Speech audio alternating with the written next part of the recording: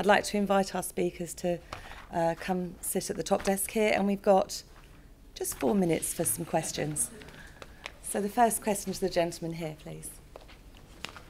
Stephen Lustig from Eurospan Group. We're a sales, marketing and distribution company for books, a word that doesn't seem to have escaped from the lips of any of our speakers, rather unfortunately. Peter did say he was going to mention books slightly, but I think it took about 3 seconds.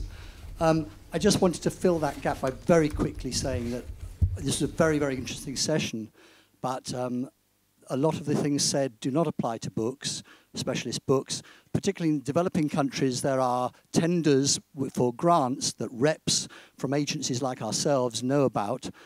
Marketing can be done on a grand scale by companies like ourselves, so I would disagree with Peter that marketing held by the society itself is always a good thing.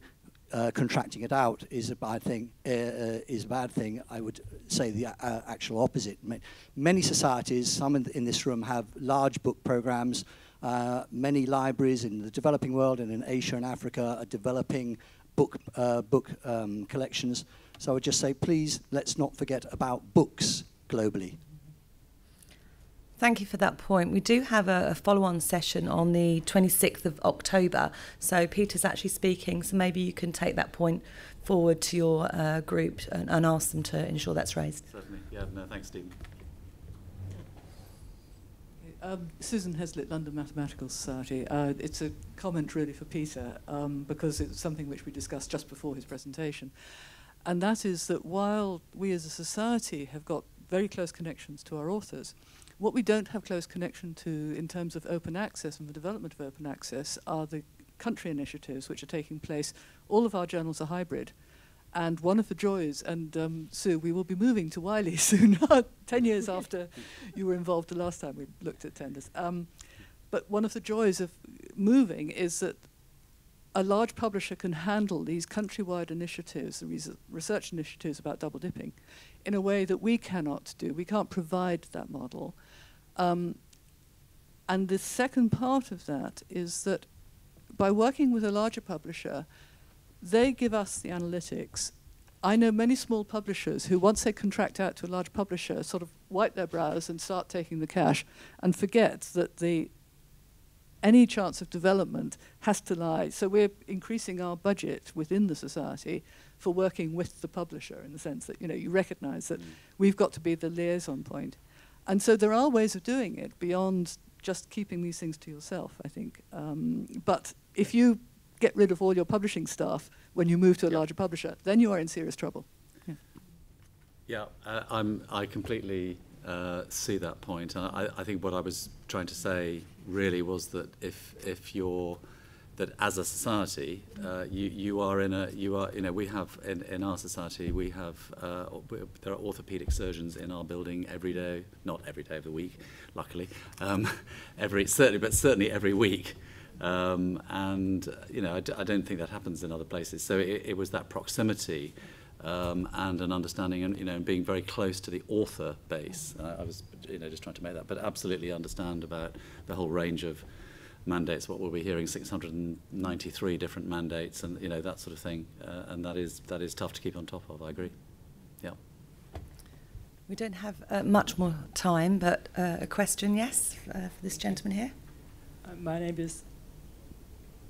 name is Son Ho from Korea. I'd like to ask you to Dr. Peter Richardson. Yes. In your company, you have two groups of journals. One group is subscription-based journal, and the other is open access journal.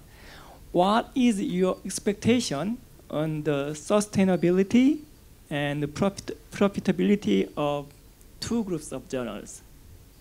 How is your opinion? Very good question, and they are serving slightly different markets. Certainly, the open access journal that we started is aimed more at researchers, doing more basic research. It does publish some clinical articles as well, whereas our main subscription journal has a significant practitioner readership. It still has a significant print readership. which one mustn't forget about in these areas.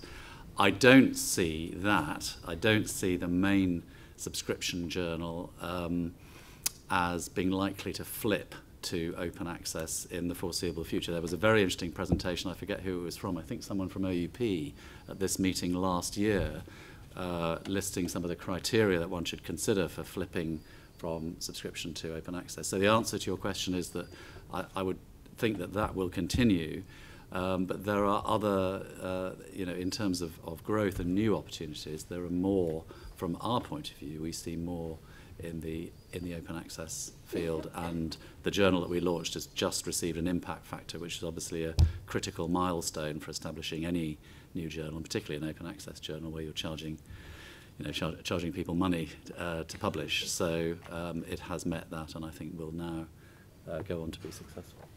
So do we? I'd like Sorry. to add on to that. One of the things, HighWire launches many new journals a year on behalf of the publishers we host, and so we've seen probably 70 journal launches in the last 2 years. Most of them from societies are open access journals. And one of the things we're starting to see is what I'd call a strategic use of OA, where the papers that will go into an open access journal are those that need to have broad visibility, perhaps because they need to be seen by policymakers as opposed to the pure researchers. Probably the best example of that is Science's launch of Science Advances. If you look at the papers that are placed in that journal, about half of them are things that need broad dissemination in order to have an impact on the way we practice science, the way we practice research. Maybe time for one more question? Anybody? No? Okay. Well, I'd like to...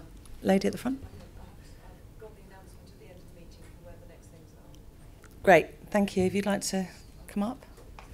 So just to start, I thought I'd just get everybody before you'll head for the door for your lunch. That is the AGM afterwards, so let Peter out first. So the AGM afterwards in the main discovery room, and obviously lunch in the main restaurant. For the Learned Publishing Board members, if there's any in the room, I know there's at least one, the editorial board meeting is next door in the Endeavour room. The sessions start this afternoon at 2 o'clock with the parallels. And just to say, there seems to have been some confusion about the session 2C, which is development and copyright licensing, from the gold, supported by the gold sponsor, the PLS. It is definitely taking place in the discovery room. One of the two rooms there in the discovery room, so the main room. So if you want to go to that session, it's definitely in there. It's nowhere else. Apparently there's been some confusion. Okay, thank you very much. Just to finish off then, I'd like for you to all join me in thanking our speakers today. It's been very thought-provoking. I'm sure questions will continue into the break.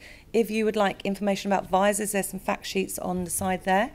Please do. They are hot off the press. And as I said, there is a carry-on event on the 26th of October, and ALPS will be advertising that. Sabia, can you say any more about that or not? It's the webinar, yes. Okay, it's online now. Okay. Okay, thank you very much.